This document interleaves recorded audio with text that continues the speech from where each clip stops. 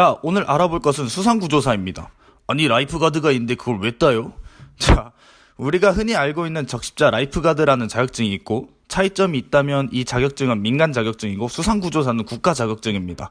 아, 절대 라이프가드를 비하하는 건 아니고요. 저도 라이프가드 자격증이 있습니다.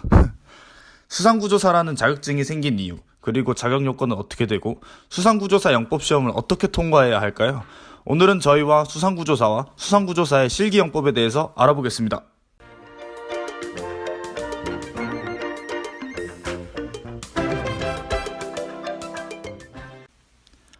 먼저 수상구조사의 실기영법에 대해서 알아보겠습니다.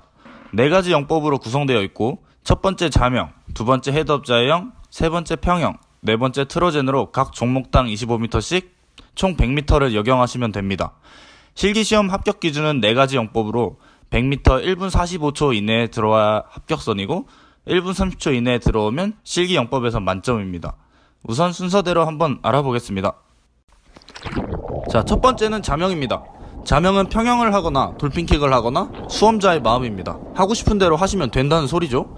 그런데 저희는 평형 자명으로 가는 걸 추천드립니다. 왜냐하면 돌핀킥에 비해서 속도는 느리지만 100m를 역용해야 하는 만큼 체력 안배를 할 필요가 있기 때문입니다. 자명을 연습하실 때에는 본인의 타이밍을 맞추시는 게 가장 중요합니다. 연습 상황에서 내가 피치를 몇 번 했을 때 가장 빠르고 체력을 비축할 수 있는지 체크를 하며 연습을 하셔야 타이밍이 익숙해지실 겁니다. 저 같은 경우는 5번 정도로 맞춰서 가는 것이 가장 효율적이었습니다. 자신에게 맞는 피치 수를 알려면 정말 많은 연습이 필요합니다. 저의 피치 개수를 한번 세보겠습니다.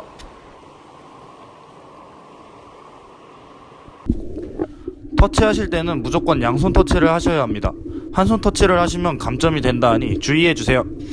자, 한 가지 팁을 드리자면 모든 구간에서 15m 자명이 가능합니다. 자명을 잘 활용한다면 체력 안배는 물론 기록에도 매우 유리하겠죠. 두 번째로는 헤드업 자유형입니다. 전형적인 구조영법으로 시선이 물속이 아닌 물밖 전방을 주시하는 상태로 자유형을 하는 영법입니다.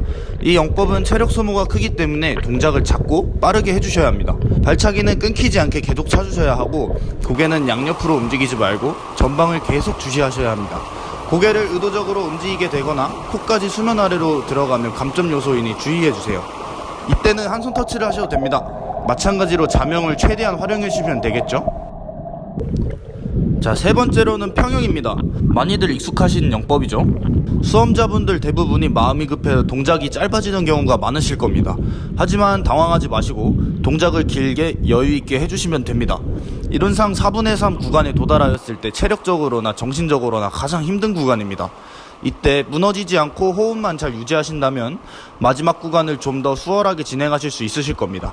평형 구간 터치는 자명 터치와 마찬가지로 꼭 양손 터치를 해주셔야 합니다. 자, 마지막 4번째로는 트러젠입니다.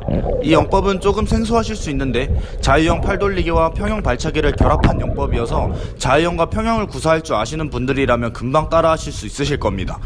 이 영법은 구조영법에서 가장 유명한 영법으로 헤드업 자유형과 마찬가지로 물속이 아닌 전방을 주시하며 역용하는 영법입니다. 평형 발차기를 차는 타이밍에 자유형 팔돌리기를 한 팔씩 교차로 쭉쭉 밀어주시면 됩니다. 유선형 자세를 만드는 느낌으로 풀동작과 발차기를 동시에 밀어주면 좀 더 부드러운 영법을 구사하실 수 있습니다. 헤드업 자유형과 마찬가지로 전방을 바라보니 고개를 의도적으로 양옆으로 움직이시거나 코 이상 수면 아래로 들어가면 감점 요인이고, 터치도 똑같이 한 손 터치가 가능합니다. 자, 마지막으로 수상구조사 영법시험 기록 단축에 도움이 되는 훈련을 알려드리겠습니다. 이 훈련은 브로큰이라는 훈련법입니다. 훈련 방법은 100m를 25m씩 4개 구간으로 잘라서 연습하는 방법입니다. 쉽게 말하면 25m 4개를 하는 거죠. 수영 강습을 받으시는 분들은 익숙하실 겁니다. 구간마다 도착하면 5초 휴식 시간을 갖고 다음 영법을 출발합니다. 이 훈련을 하게 되면 구간별 기록을 정확히 체크할 수 있기 때문에 자신이 어느 구간에서 기록이 저조한지 알 수 있고 페이스 감각을 끌어올리는 데 매우 유용합니다. 이 훈련을 할 때에는 시험 상황처럼 아주 빠르게 해주시면 됩니다. 아, 그리고 구간마다 자명 최대한 활용해 주시는 거 잊으시면 안 되고 터치 구별을 잘 해주셔야 합니다.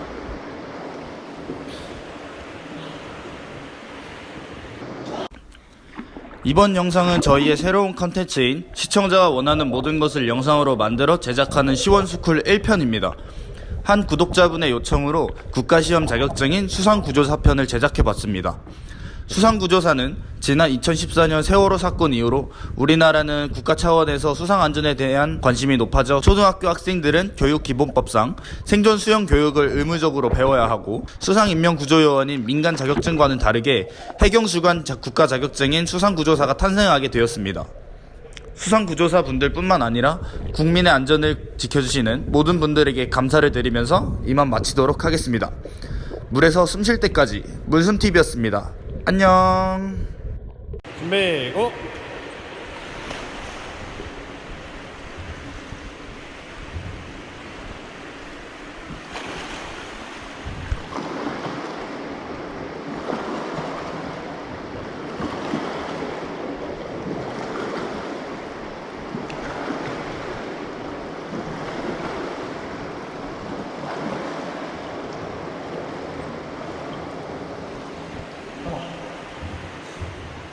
준비 고!